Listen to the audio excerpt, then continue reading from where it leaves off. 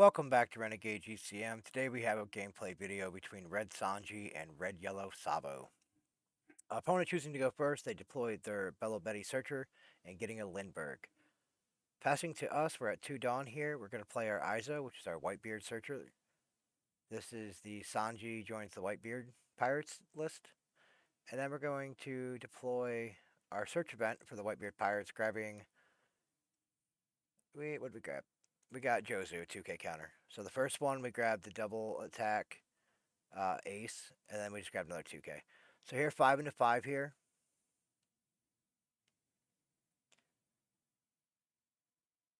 So we're going to take that first hit. Here they play out their Morley. So we're at 4 Dawn here. So we're going to put 3 onto our Searcher Izo and just chip in for 5. Asking for a card out of hand or life.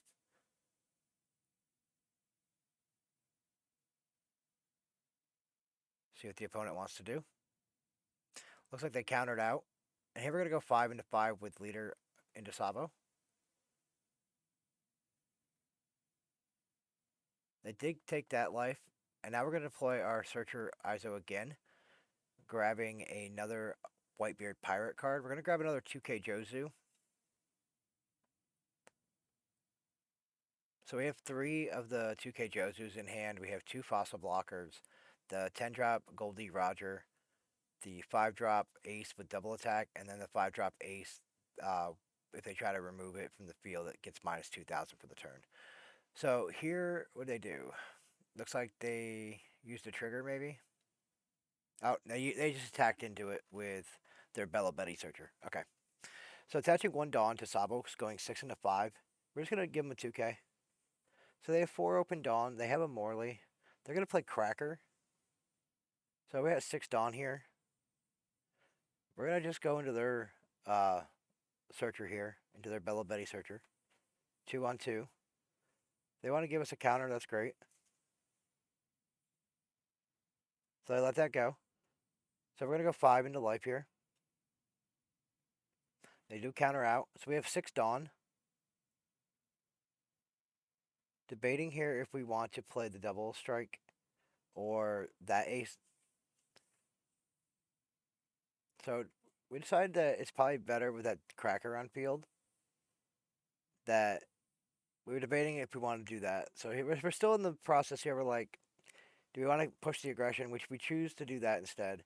We're giving the ace with double strike or double attack an extra Dawn and giving it rush, making it a 7K double attack into their 5K.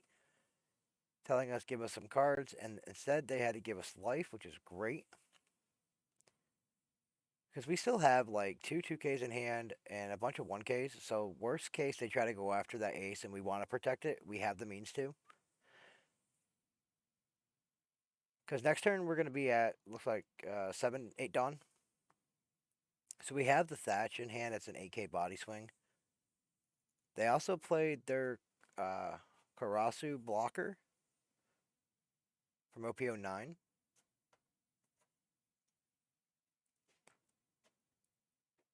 So they do have less life. So if they do put a Dawn on Cracker, it does get double strike. But we're at 4 life here, so we're not in immediate rush for like trying to make sure we don't die. So they're gonna go 8 into 6 here. Like I said, we do have bodies that can come out. We can get the next turn we have Thatch, but we're gonna try to save this one. We're gonna give them a 2 and a 1 because it's gonna cost them some more Dawn usage if they want to pressure that ace again. And we still have 2K and 2 1Ks that we are able to utilize while still maintaining our Thatch. Not including whatever we draw off our top of our deck on our turn. So here they're going to go 8 into 6 here. We can give them another 2 and a 1 if we want. Or we can let it go. So we only got to give them a 2 and a 1. So we're just going to give them a 2. And then we're going to, depending between the blocker or the ace. Like, we're the aggressor in this matchup. So we got rid of our blocker. It's important to realize if you're going to be the aggressor or the defensive in your matchups, and it is matchup dependent.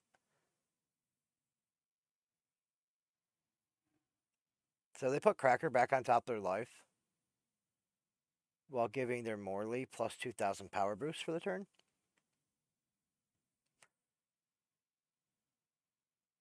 So here they're trying to get rid of that. They're going to go 9, which is fine.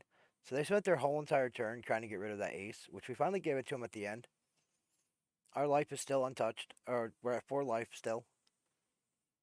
We have a Thatch 8k swing coming in next turn if we choose to deploy Thatch. We are at 8 Dawn. We could do the 5-drop ace. Looks like that's what we're going to go with because we want to make sure we get multiple swings. So we're going to go 5 into 5 here, just saying, hey, give us a counter. Which they do. We're going to go 5 again. We just want to make sure they're giving us cards out of hand or eating up their blocker. Because once your opponent starts amassing amounts of cards in their hand, it's really hard to close out games. So you got to keep them honest throughout the match by just chipping in. So here we're going to drop the 5-drop ace, and I just end the turn because I don't want to swing and then them getting the cracker trigger and then swinging back into removing that. I'd rather wait one turn and have it with another body coming alongside it for the attack. But that's why I didn't give him ace, or why I didn't give ace the rush ability to swing. There was no reason to. They would have just spent their turn trying to clear it out. I need them to give me cards because I have 2 cards right now with no counter and only 1k. So here they used Ben Beckman trying to remove the ace, which I just gave it minus 2,000 power to negate that for the once per turn. So if it was rested, now they could have still pressured it. So they're going to put Beckman on top, giving Morley plus 2,000 boost and going 7 into 5. And that's what we wanted. We wanted them to pressure our life so that we could get more cards and more options. So here we're at 10 Dawn. We're thinking, do we want the Thatch? We realize the Newgate's better because it's going to make Sanji a 7k for the rotation. Now we can't give Newgate Rush, but giving our Sanji 2k for a complete rotation is so good. So here we're going to pressure 7 into that Morley. They have 4 cards in hand. They're going to trash your Beckman to save it. And now we're going to go 7 into 5 here. Because even if they play that Beckman, they take that hit, and Beckman goes back to hand, they replay it. We can still do the same thing with the ace. Because if they try to take it out through combat, we can't use his minus 2,000 effect. And he can't touch the Newgate unless he has some kind of massive power reduction. So passing back to the opponent, they're at 10 Dawn. They have 2 life, 5 cards in hand, a blocker on field, a Morley. So our leader for the turn right now is a 7k body. So they're going to have to invest Dawn. So they're going to go 6 into 6 into this ace that's rested. So we're going to use a 1k to get out of that. So now they play Koala, giving our Newgate minus 3,000. And then they try to remove the ace with Beckman's ability, which we use the minus 2. So now they're going to go 7 into 4 here. We don't have enough to counter it. What, do we? Oh, I guess that Thatch was a 2k. Okay, the Thatch was a 2k. I thought it was a 1k. So we do end up saving that ace. The ace is really good. It's really resistant to removal. So they take that hit again, getting the Beckman back in hand. Here we're going to pressure 6 into 5. They still have that blocker on field, which they haven't used yet. 4 cards in hand, no open Dawn. So they just took the cracker. They used the trigger effect to get it. Here we know that they're going to use their blocker here. So here we're going to play Goldie Roger. We were hoping, the reason we did it in that order, we were hoping that they were going to take that last life, and then we could have cheesed them in with a Goldie Roger. But the opponent outplayed that. So here they go 7 into 5 double attack. We can't counter out. We only got 2k. So we're going to use, we're going to take that. We got Whitebeard Pirate trigger. We're going to grab So we're gonna grab the 5/6 ace that has the sticky body one, and we got a thatch, a 6/8 thatch off top of life here. So we have some big bodies coming next turn. They have 1 life. I mean, they can if they have blockers, they deploy them and utilize them immediately. But if they put us to 0 life, their blockers are basically no good for them anymore.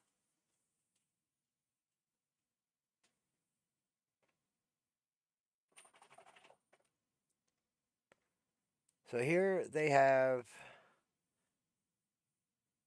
So we were counting how much they have 6 Dawn available. They could put it on Koala for a swing.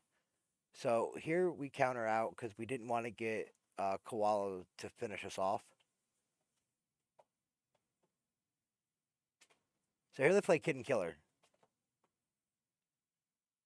which I was not. I didn't see that coming. Like I wasn't expecting Kid and Killer.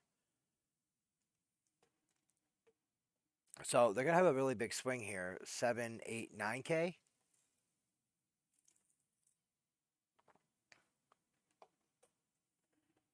Which at this point, there's no reason not to go for the ace because they can't take out the other ones. And taking my last life, sure. That was a 2K in hand. I personally would have went after the ace because I couldn't save it. Okay, he said he messed up. I'm assuming that he might have realized that immediately. Here they're gonna go 5 into 5, but see they gave us the 2K here, which gave us. Yeah, he's just saying GG, and I was like, yeah, I seen. So here we're gonna deploy King Do, and it looks like the opponent disconnected here. But as you see, Sanji was able to keep up with the constant pressure and attacks coming from Red Yellow Sabo. The way they kept recycling their life, we were still able to maintain enough pressure and board control that even through all the amount of life gain that they were doing, the removal they were trying to do, we were able to just keep up with them. Yeah, misplay on the opponent there at the end because the game could have ended differently. But good game, opponent. Make sure you guys like, subscribe, and we'll see you in the next one.